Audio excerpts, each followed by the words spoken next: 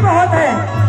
अगर प्रभु की एक बार अंगार दिखा दिए ओम जैसी ओमकारा तो मन में इच्छाएं बहुत सारी हो जाती हैं कि मुझे घर मकान सोना चांदी ऐसी संतान देना प्रभु कि दुनिया में कोई ना हो। बाबा कहते हैं मैं बदला किसी को नहीं देता, अगर भाव के साथ मुझे जल चढ़ाओगे तो वरदान अपने आप मिल जाएगा। तो इस तरह बोलेंगे जलवा चढ़ा करके ढोल को मना